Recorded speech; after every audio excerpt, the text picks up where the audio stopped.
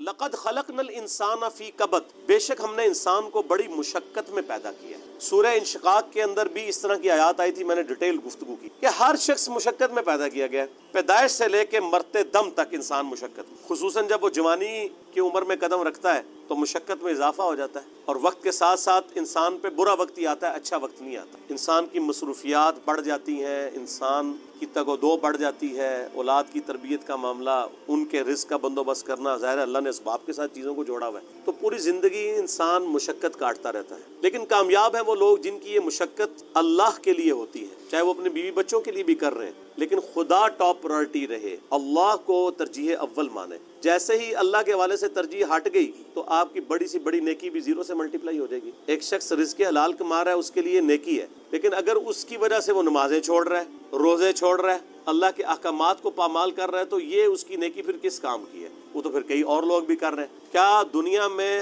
لاکھوں غیر مسلم ایسے نہیں ہیں جو حلال کما رہے ہیں؟ بڑے بڑے اپ رائٹ قسم کے لوگ ہیں، اس طرح کے آپ کو مسلمانوں میں دکھانے مشکل ہو جاتے ہیں، لیکن جب تک خدا کے ساتھ کمٹمنٹ نہیں ہوگی آپ کی نیکیوں کا آپ کو فائدہ نہیں ہوگا۔ تو انسان کو مشقت میں اللہ نے پیدا کی، ماں کو بھی مشقت اٹھانی پڑتی ہے، باپ کو بھی اٹھانی پڑتی ہے، اور انسان جب یعنی بچپن میں تو اس کی بڑی بادشاہ والی زندگی ہوتی ہے، جو جوانی میں قدم رکھتا ہے اس کی مشقت کا دور شروع ہو جاتا ہے، حتیٰ کہ انسان اس زندگی سے فارغ ہو جاتا ہے۔ اتنی تکلیفیں اٹھانے کے بعد ابھی آخرت کی تکلیفیں باقی ہیں۔ اگر کسی نے دنیا میں اللہ کی مرضی کی زندگی گزاری تو اس کی یہ مشقت عارضی ہے، ہمیشہ کی کامیابیاں اس کا مقدر ہے، اور اگر کسی نے دنیا اپنی مرضی کی گزاری تو یہاں پہ کتنی عیاشی کر لے گا وہ، الٹیمیٹلی مر کے ہمیشہ کی زندگی میں اللہ تعالیٰ کہ حضور اسے ناکامی کا سامنا کرنا پڑے گا، اور ہمیشہ کی مشقتیں، ذلت اور عذاب اس کا مقدر ہونے والی ہیں، وَلِعَوْذُ بِاللَّهِ تعالی۔ تو انسان کی کوشش ہوتی ہے، اب وہ کوشش اگر پازیٹیو ہے رزلٹ پازیٹیو نکلے گا، نیگیٹو ہے تو نیگیٹو نکلے گا۔ اسی کا ذکر اب آگے آ رہا ہے، أَيَحْسَبُ أَن لَّن يَقْدِرَ عَلَيْهِ أَحَدٌ، کیا انسان یہ گمان کرتا ہے کہ اس پر کسی کا بس نہیں چلے گا؟ یعنی وہ اگر دنیا اپنی مرضی کی گزار ہے تو یہ سمجھ رہا ہے آخرت بھی اپنی مرضی کی گزارے گا؟ نہ، ایسا نہیں ہوگا۔ يَقُولُ أَهْلَكْتُ مَالًا لُبَدًا، بڑے فخر سے کہتا ہے کہ میں نے تو بڑا مال خرچ کیا ہے۔ اسپیسیفکلی تو اشارہ ہے مشرکین عرب کے ان امیر لوگوں کی طرف جن کا ذکر قرآن پاک میں کئی جگہ ہے کہ وہ بڑا فخر کرتے تھے کہ ہم حرم مکہ کی جو خدمت ہے وہ ہمارے ذمہ ہے، ہم یہاں پہ حاجیوں کے اوپر جو ہے وہ خرچہ بھی کرتے ہیں، اللہ کی راہ میں لوٹاتے ہیں۔ اللہ فرماتا ہے ان اعمال کا فائدہ نہیں ہے جب تک تم اللہ کی توحید اور اس کے نبی علیہ السلام کی رسالت پر ایمان نہیں لاؤ گے، شرک سے کنارہ کشی اختیار نہیں کرو گے، تو یہ حاجیوں کے اوپر کھانا پینے کے اوپر پیسے صرف کرنا، یہ مال جو تم لگا رہے ہو اور بڑی اکڑ رہے ہو کہ اللہ کے حضور اس کا کوئی اجر ملے گا، کوئی اجر نہیں ہے اس کا۔ اَيَحْسَبُ أَن لَّمْ يَرَهُ أَحَدٌ، کیا وہ خیال کرتا ہے کہ اسے کسی نے نہیں دیکھا؟ اس کو نہیں پتا یہ تم لوگ کس لیے کر رہے ہو؟ وہ کرتے تھے صرف اپنی عمارت کو جتانے کے لیے، ریاکاری کے لیے، لوگوں پہ اپنی جو دولت ہے اس کا روب ڈالنے کے لیے۔ جس طرح آج کل بھی آپ دیکھتے ہیں لوگ مساجد کے اندر وضو خانے بنواتے ہیں، ٹوائلٹس بنواتے ہیں، قالین ڈلوا لیتے ہیں، تو باقاعدہ وہ کئی جگہ پہ تو دیکھا گیا نیم پلیٹ لکھوا دیتے ہیں کہ وضو خانہ فلاں کے لیے ہوا ہے، فلاں کے سالے ثواب کے لیے۔ بھائی اگر سالے ثواب کے لیے بھی ہے تو اللہ کو تو پتہ ہے نا، آپ کے لکھنے کا تو اللہ محتاج نہیں ہے، نیکیوں کو تو چھپانا چاہیے۔ یہ خطرہ ہے کہ آپ کی نیکیاں برباد ہو جائیں، اور کئی لوگ تو جو ہے وہ حرام کے مال سے جو ہے اس طرح کے معاملات چل رہے ہوتے ہیں، اور وہ یہ سمجھتے ہیں کہ ہم اللہ کی راہ میں تھوڑا سا پیسہ خیرات کر کے اپنے باقی کے مال کو حلال کر لیں گے۔ ایسا نہیں ہوگا، اللہ تعالیٰ بہت غیرت مند ہے۔ صحیح مسلم میں حدیث ہے قیامت والے دن ایک سخی کو، ایک شہید کو اور ایک قاری کو بلایا جائے گا۔ اللہ تعالیٰ شہید سے پوچھے گا تجھے میں نے اتنی صحت دی، گیون سرکمسٹانسز تیرے لیے فیوریبل کیے، تو نے اس کے بدلے میں میرے لیے کیا کی؟ وہ کہے گا یا اللہ میں نے جان دے دی، اور کیا کرتا؟ سب سے بڑی قربانی یہی ہو سکتی۔ اللہ فرمائے گا تو نے جان اس لیے دی تاکہ لوگ تجھے کہیں بڑا بہادر ہے، تو تجھے دنیا میں لوگوں نے بڑی تعریف کی تیری، تجھے دنیا میں اجر مل چکا ہے اس ریاکاری کا، اوندھا منہ کر کے دوزخ میں ڈال دی۔ بولے اعوذ باللہ تعالی اللہم اجرنا من النار۔ سخی سے اللہ پوچھے گا تجھے اتنا مال دیا تھا تو نے میرے لیے کیا کیا ہے؟ کہ یا اللہ میں نے اتنا صدقہ اور خیرات کیا تیرے علم میں، حتیٰ کہ میں نے مسجدوں میں نیم پلیٹ بھی اپنے نام کی لگوائی ہے، تجھے نظر نہیں آتی وہ پلیٹیں؟ یہ میں کہہ رہا ہوں اس کی ایکسپلینیشن۔ اللہ فرمائے گا تو نے اس لیے سب کچھ کیا تاکہ لوگ کہیں بڑا سخی ہے، تو دنیا میں تیری بڑی تعریف ہوئی ہے۔ آج بھی آپ دیکھ لیں، میں نام لیے بغیر کہتا ہوں، لاکھوں کے دسترخوان روزانہ کے چلا رہے ہیں حرام کے مال کے اوپر، اور لوگ ان کی بڑی تعریف بھی کرتے ہیں، دیکھیں جی چلے جو کچھ بھی ہے غریبوں کو کھلا بھی تو رہا ہے نا۔ یہ کرائٹیریا دنیا میں ٹھیک ہے، یہ فرزانہ ڈاکو والا معاملہ جو ہے نا، وہ کہ بھی ایک ڈاکو وہ امیروں سے لوٹ کے غریبوں کی مدد کرتا تھا، یہ فلموں میں اچھا ہے، اللہ تعالیٰ کے لیے نہیں ہے۔ اللہ تو ایک کسی بھی کرٹیکل ریزن کی وجہ سے زیرو سے ملٹیپلائی کر دیتا ہے سب کو، بے پرواہ ہے نا۔ سر آپ اپنی داڑھی پگڑی نمازوں سے اور بڑے بڑے دسترخوانوں سے عوام کو دھوکہ دے سکتے ہیں، اللہ کو نہیں۔ صحیح مسلم میں حدیث ہے، اللہ تعالیٰ تمہارے شکلوں اور تمہارے مال کو نہیں دیکھتا، دلوں اور اعمال کو دیکھتا۔ شکل بھی نہیں دیکھنی اور مال بھی نہیں دیکھنی۔ آپ لوگ کیا دیکھ رہے ہوتے ہیں؟ بڑا نورانی چہرہ ہے، اللہ کا کتنا کرم ہے اس پہ، کتنی دولت ہے، اور اللہ کا فرما رہا ہے دل اور اعمال۔ حتیٰ کہ صحیح بخاری میں آتا ہے، اور اس کا ذکر اشارتاً سورہ توبہ میں بھی آیا ہے، جب نبی علیہ السلام نے اپیل کی نا غزوہ تبوک کے موقع پر، رومن امپائر سے لڑنا تھا، سب سے بڑی سپر پاور، تو چندے کی اپیل کی، تو ایک صحابی نے پوری رات ایک یہودی کی یعنی مزدوری کرنے کے بعد اس کو ایک مٹھی جو ہے نا وہ کھجوریں ملی معاوضے کے طور پہ۔ بارٹر سسٹم تھا نا، ضروری نہیں کرنسی ملتی تھی، کھجوریں مل جاتی تھی، جو کے دانے مل جاتے تھے، گندم مل جاتی تھی، اور وہ ایک مٹھی کھجور لا کر نبی علیہ السلام کے پاس پیش کرتا ہے کہ میری طرف سے یہ جہاد کے لیے قبول کر۔ وہاں پہ منافقین ہوتے ہیں جو اوپر سے مسلمان ہیں، وہ آپس میں ایک دوسرے سے ٹھٹا مذاق کرتے ہیں کہ یہ دیکھو ایک مٹھی کھجور سے کیا فرق پڑنا ہے، اور نبی علیہ السلام اتنے خوش ہوتے ہیں کہ آپ علیہ السلام ان کھجوروں کو وہ جو جتنا مال ہے اس کے اوپر یوں بکھیرتے ہیں اور فرماتے ہیں یہ سب پہ بھاری ہے۔ پیچھے اخلاص ہے نا، اسی لیے دیکھیں نیکیاں قیامت والے دن گنی نہیں جانی، تولی جانی ہے۔ مکے کے اندر رہنے والا شخص جو روزانہ 5 وقت نماز حرم میں پڑھتا ہے، ہزاروں لاکھوں نمازوں کا ثواب کماتا ہے، عین ممکن ہے کہ اس کی لاکھوں نمازیں۔ ایک وہ شخص جو سڑک کے کنارے مزدوری کرتا ہے، وہ مسجد تک بھی جانے میں اس کو تردد ہے، اور وہیں پہ وہ اپنا کپڑا ڈال کے جون جولائی کی تپتی دوپہر کے اندر سڑک کے کنارے کسی درخت کی چھاؤں میں صرف فرض ہی ادا کر لیتا ہے، اس کی ایک نماز ظہر ہو سکتا ہے اس کی ہزاروں نماز ظہر جو حرم میں ہے اس سے بڑھ کر ہو، کیونکہ اللہ نے نیکیاں تولنی ہے، گننی نہیں ہے۔ اگر کسی کے پاس 5 نوٹ 10-10 روپے کے ہوں اور ایک نوٹ 5000 روپے کا ہو تو ورتھ کس کی زیادہ ہے؟ 5000 کی۔ اگرچہ نوٹ وہ ایک ہے لیکن اس کی ویلیو زیادہ ہے۔ اسی طریقے سے اگرچہ حرم میں نیکیاں زیادہ ہیں لیکن ان کی ویلیو ورتھ، اسی کو وہ کہا جاتا ہے نا کہ اللہ تعالیٰ کوالٹی دیکھتا ہے، کوانٹٹی نہیں دیکھتا، کوالٹی اس کی زیادہ ہے۔ اس کو جو اللہ نے حالات و واقعات دیے تھے اس میں بیسٹ وہی پرفارم کر سکتا۔ تو قیامت والے دن نیکیاں تولی جائیں گی، گنی نہیں جائیں گی۔ اور پھر اس میں آتا ہے کہ تیسرا قاری بلایا جائے گا، عالم، قرآن کا حافظ۔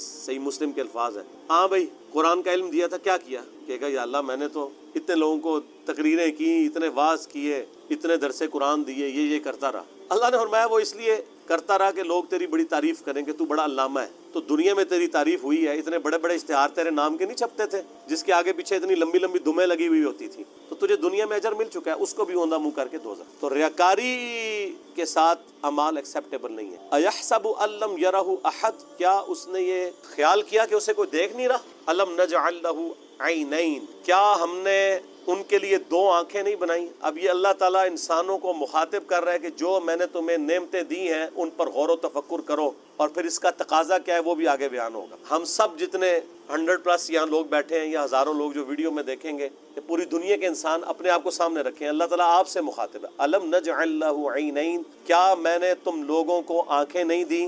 وَلِسَانًا وَشَفَتَيْن، اور ایک زبان اور 2 ہونٹ نہیں دیے؟ اس کے اندر قیامت مضمر ہے میرے بھائی، یہ زبان اور ہونٹ نہ ہو تو بچہ بڑا ہی نہیں ہو سکتا۔ اور جو ساتھ جبلی ہدایت اللہ نے دی ہے اسے پتہ ہے کہ میں نے دودھ کیسے پینا ہے، بچے کو سکھانا نہیں پڑتا، وہ اپنی جبلی ہدایت، نیچرل انسٹنکٹ جسے کہتے ہیں، جیسا کہ ایک بکری کی نیچرل انسٹنکٹ ہے کہ وہ گوشت کی طرف دیکھے گی بھی نہیں اور گھاس کھائے گی، اور شیر جو ہے وہ گھاس اس کے سامنے، تازہ گھاس کیا تازہ سبزیاں بھی لا کے رکھے وہ اس کی طرف منہ بھی نہیں مارے گا، گوشت کھائے گا۔ اس طرح کی اللہ تعالیٰ نے ہر انسان کو بھی ایک انسٹنکٹ دی ہے جس کی وجہ سے وہ بچپن ہی سے ان چیزوں کی طرف مائل ہو جائے، ہونٹ اور زبان چوسنے کے لیے۔ وَهَدَيْنَاهُ النَّجْدَيْنِ، اور ہم نے اس کو 2 راہیں دکھا دیں، 2 گھاٹیاں دکھا دیں۔ ایک معنی اس کا یہ بھی کیا گیا ان 2 گھاٹیوں سے مراد اس بچے کے لیے جو ماں کے دودھ پینے کی جگہ ہے وہ مراد لی گئی، کیونکہ ہونٹوں کا ساتھ ذکر ہے اور زبان کا ذکر ہے، اور اس کے بعد اس کو جبلی ہدایت بھی دی ہے، یہاں سے تجھے دودھ ملے گا۔ اور ایک اس کا معنی یہ کیا گیا ہے کہ ان گھاٹیوں سے مراد یہ ہے کہ اسے بتا دیا گیا ہے کہ یہ حق کا راستہ ہے، اس کا انجام جنت ہے، اور یہ برائی کا راستہ ہے، اس کا انجام جہنم ہے۔ انا ہدیناہ السبیل اما شاکرا و اما کفورا، ہم نے ہدایت کا راستہ دکھا دیا ہے، چاہے شکر گزاری کی روش اختیار کرو خواہ نہ شکری۔ فلقتحم العقبہ، پھر وہ داخل ہی نہیں ہوا اس گھاٹی کے اندر جو اللہ کی ریکوائرمنٹ تھی کہ کون سی گھاٹی اختیار کرنے والی تھی۔ وما ادراک ما العقبہ، اور تمہیں کیا پتا ہم کس گھاٹی کا ذکر کر رہے ہیں؟ فک رقبہ، وہ گھاٹی ہے غلاموں کی گردن کو چھڑانا۔ میں اکثر کہتا ہوں کہ یہ جو مال خرچ کرنا ہے نا، یہ اللہ تعالیٰ کو اتنا محبوب ہے کہ قرآن حکیم میں نماز کہ پیرلل ہمیشہ اللہ کی راہ میں صدقہ کرنے کا ذکر آیا ہے. اور یہاں پہ تو دیکھیں اس سے ہٹ کے نماز کا کہیں ذکر ہی نہیں. اللہ کی راہ میں خرچ کرو, غلاموں کو آزاد کروانا. غلامی کا دور تھا. آج اس کی ماڈرن فارم یہ ہے کہ کوئی مقروض ہے اور آپ کو اللہ نے رقم دی ہے تو آپ اس مقروض کو اس قرضے سے نجات دلا سکتے. او اطعام فی یوم ذی مسغبہ, یا بھوک والے دن قحط کے عالم میں کسی بھوکے کو کھانا کھلانا. یہ ہے وہ گھاٹی جو تمہیں عبور کرنی, یعنی جیب ڈھیلی کرنی ہے اللہ کے لیے. اللہ کے لیے جیب وہی ڈھیلی کرے گا جس کی یہ عقیدت ہوگی اللہ کے ساتھ, اور یہ عقیدہ وابستہ ہوگا کہ میں جو مال اللہ کی راہ میں خرچ کر رہا ہوں الٹیمیٹلی اس کا بدلہ مجھے اللہ تعالیٰ نے آن دا ڈے آف ججمنٹ قیامت کے دن دینا ہے. دنیا میں تو اگر آپ سے گورنمنٹ کہے کہ آج 10 روپے خرچ کرو, ہفتے بعد 1 لاکھ روپے لے لینا, تو سب لوگ کہیں گے جی ہمارے پاس تو کافی پڑے ہوئے ہیں گھر, یہ بھی لے لیں. اور لاکھ کے ساتھ ڈبل شاہ کے کئی واقعات آپ کے ملک میں نہیں آتے. اور اللہ کیا فرما رہا ہے سورہ البقرہ میں, 700 گنا تک کر کے لوٹاؤں گا. 700 گنا. اور یہ فرمایا جس کے لیے چاہوں گا اس سے بھی زیادہ اس کے لیے لوٹا دوں گا. اتنا بڑا پروفٹ تو کوئی بھی نہیں دیتا. اور اس دن جس دن کی کرنسی صرف نیکی ہے قیامت کے دن. قرآن حکیم میں کئی جگہ آیا نا, اگر کسی شخص کو یہ اختیار دیا جائے کہ اس زمین اور اس کے مثل اور سونا, پوری زمین جتنا سونا بھی خیرات کر دیا جائے, تو کہے گا یا اللہ میں خیرات کرتا ہوں مجھے دوزخ سے رہائی مل جائے. تو یہاں تو اللہ تعالیٰ آپ سے اتنا بڑا سونا ڈیمانڈ نہیں کر رہا. گیون سرکمسٹانسز میں جو جتنا افورڈ کر سکتا ہے اللہ کی راہ میں خرچ کرے. بھوکے کو کھانا کھلانا, اور یہ کھانے کھلانا چاہیے. آج کل یہ جو بھوکے جعلی قسم کے پھر رہے ہیں نا زیادہ تر, ان کو بھی جو ہے نا ایڈریس کرنے کا بڑا آسان طریقہ ہے. جو کہتا ہے نا جی میں نے روٹی کھانی ہے مجھے 10 روپے دیں, اس کو کہ چلو روٹی کھلا دیتے ہیں, آؤ ہوٹل پہ بیٹھو کھاؤ روٹی, پیمنٹ کر دوں گا. وہ بیسیکلی پیسہ مانگنے کے لیے انہوں نے ایک جو ہے ذریعہ اڈاپٹ کیا ہوا ہوتا ہے. انہوں نے وہ روٹی نہیں کھانی ہوتی ہے, وہ پروفیشنل ہوتے ہیں. لیکن یہ یاد رکھیے گا قرآن حکیم میں ایون اگر کوئی پروفیشنل بیگر بھی, کوئی بھکاری آپ کے پاس آ جاتا ہے, آپ کو یہ اجازت نہیں کہ آپ اسے ڈانٹیں. آپ ڈانٹیں گے نہیں اسے, بلکہ آپ اس کو جو ہے وہ پیار محبت کے ساتھ جو ہے وہ اس کے راستے کے اوپر چلا دیں گے. اسے کہیں گے بھائی اللہ تعالیٰ آپ کی مدد. ڈانٹنے کی اسلام میں اجازت نہیں ہے. اگر آپ پیسے نہیں دے سکتے تو یہ حق آپ کو کس نے دیے کہ آپ کسی کو ڈانٹیں؟ آپ نے کیا اس شخص کو خریدا ہوا ہے کہ آپ اسے ڈانٹیں گے؟ کوئی آتا ہے آپ اس کو دعا ہی دے دیں کہ اللہ تعالیٰ آپ کی اس پریشانی کو دور فرمائے. اور اگر کوئی روٹی کا طلبگار ہے اور آپ کھلا سکتے ہیں تو ہوٹل پہ اس کو لے جائیں, کھلا دیں. اور آپ دیکھیں گے اکثر لوگ ہی فارغ ہو جاتے ہیں. کئی لوگ مسجدوں میں کھڑے ہوتے ہیں, او جی جیب کٹ گئی ہے فلاں شہر جانا ہے کرایہ چاہیے. آپ ان کو اگر کہیں کہ ہاں آپ کو بس میں بٹھا دیں تو 100 میں سے شاید 2 یا 3 بندے تیار ہوں گے. تو مقصد تو ان کا جانا تھا. میں تو یہی کرتا ہوں, اگر کسی کو اس طریقے سے معاملہ ہو تو میں تو پھر اس کو بس میں بٹھا کے آتا ہوں, کنڈکٹر کو کرایہ اس کے ہاتھ میں, اور ساتھ کیا کہتا ہوں کہ اگر یہ اترے تو کرایہ تیرا, چلو اس غریب کے کام آ جائے نا. اس کو نہیں دینا جس نے 2 نمبری کی ہے, جھوٹ بولا ہے. اگر ایسا کوئی کرے تو یتیمن ذا مقربہ, یا یتیم جو کہ رشتہ دار بھی ہو اسے کھانا کھلایا جائے. او مسکینن ذا متربہ, یا مسکین جو ہے جو خاک نشین ہے, مٹی پہ بیٹھنے والے جن کے پاس جگہ بھی نہیں ہے, ان کو کھانا کھلانا. یہ اللہ تعالیٰ کے حضور نیکیوں میں سے ایک نیکی. ثم کان من الذین آمنوا وتواصوا بالصبر وتواصوا بالمرحمہ,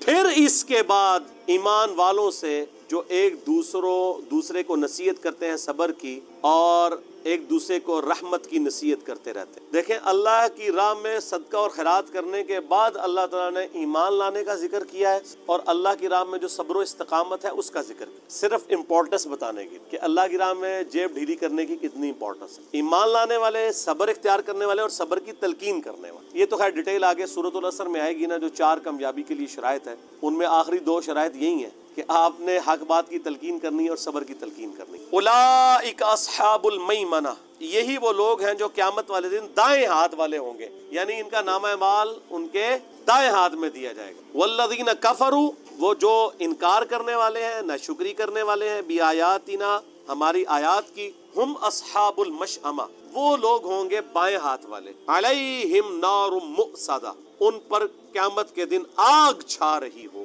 بولے اعوذ باللہ تعالی اللہم اجرنا من النار, آمین. یہ قرآن کا اسلوب ہے کہ جب بھی اہل ایمان کا ذکر ہوتا ہے نا تو ساتھ ہی ساتھ فاسقین کا اور اہل جہنم کا بھی ذکر ہوتا ہے. اہل جنت کا ذکر ہوتا ہے تو اہل جہنم کا بھی ذکر ساتھ میں ہوتا ہے, کیونکہ دونوں چیزیں پیرلل میں ہیں. صرف یہ نہیں ہے کہ میٹھی نیند آپ کو سلا دیا جائے, تصویر کا دوسرا رخ بھی دکھایا جائے کہ بھائی بڑے معاملات سخت